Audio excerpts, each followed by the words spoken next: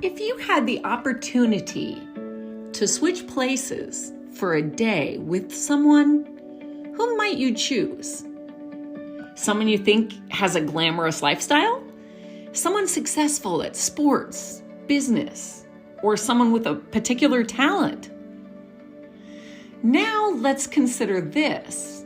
You do not actually get to choose the person, but you just wake up having switched places with the person in your family with which you often butt heads. How is that day gonna go? Are you enjoying this picture as much? This is the concept of the 1972 book, Freaky Friday by Mary Rogers. Of course, most of us recognize the plot because of one of the many film adaptations.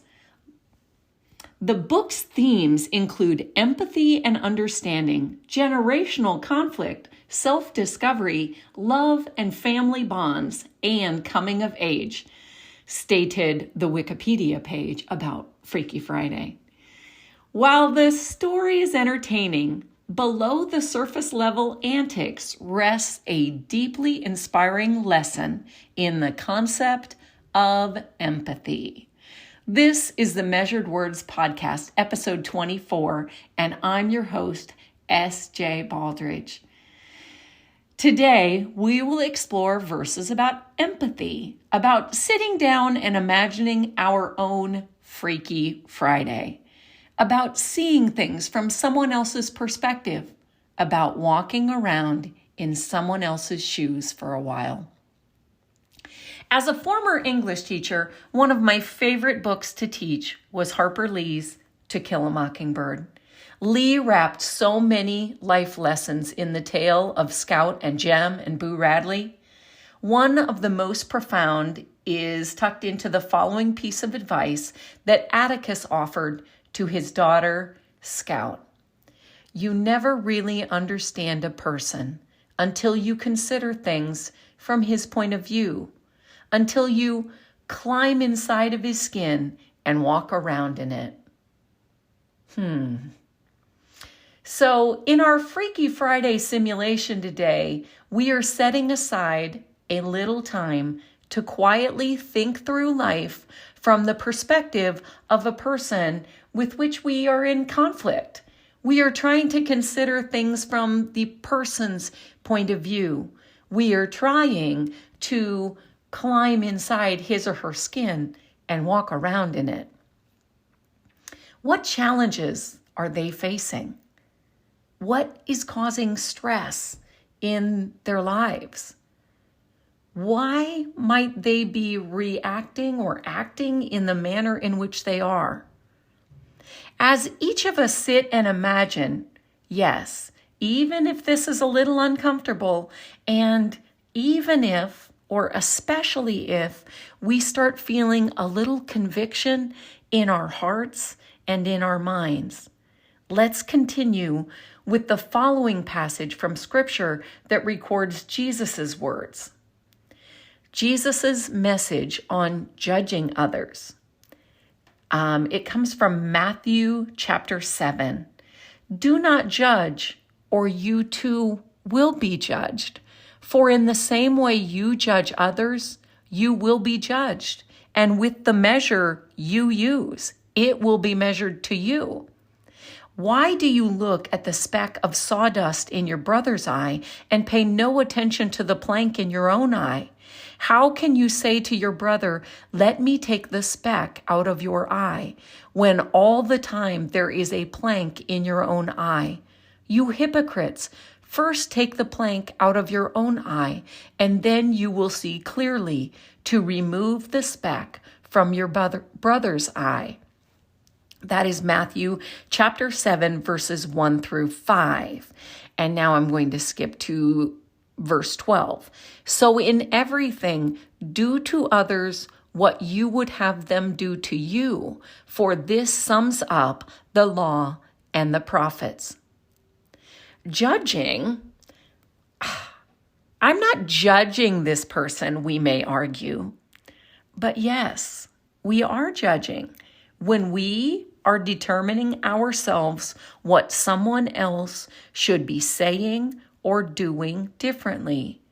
Of course we know that this person should have done this instead of that. We know. But do we?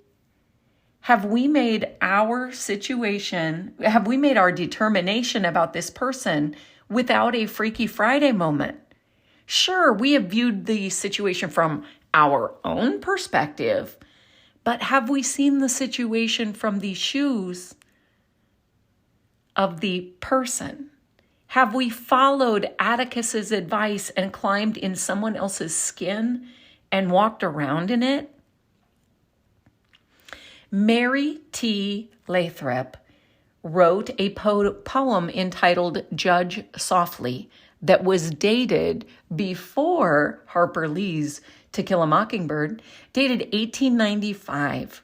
This poem, Judge Softly, speaks to the empathy we are seeking with our Freaky Friday experiment today.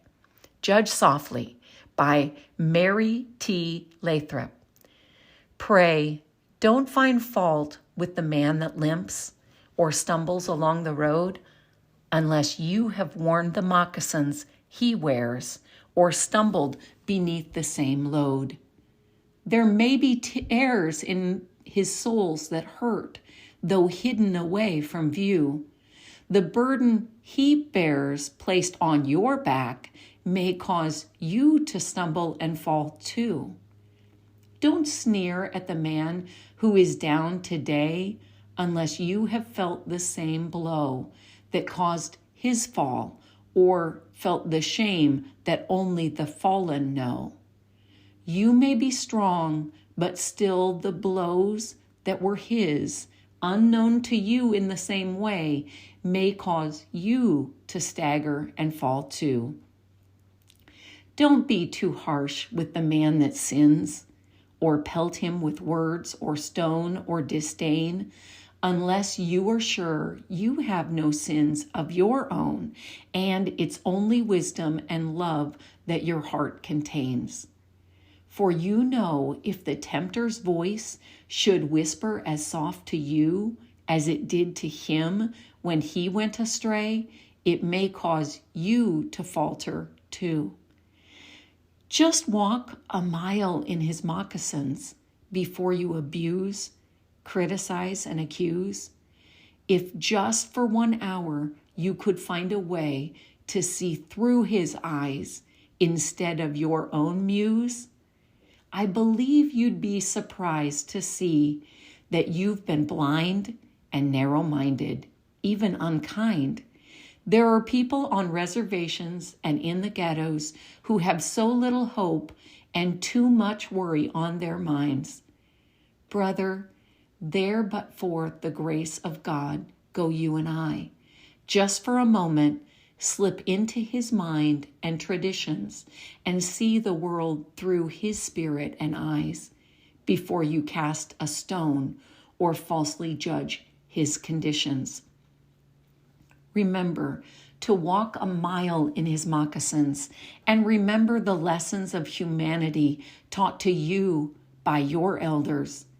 We will be known forever by the tracks we leave in other people's lives, our kindnesses and generosity. Take the time to walk a mile in his moccasins. Oof, beautiful. And I think I need to read that last stanza one more time for my sake, and hopefully it will benefit you as well.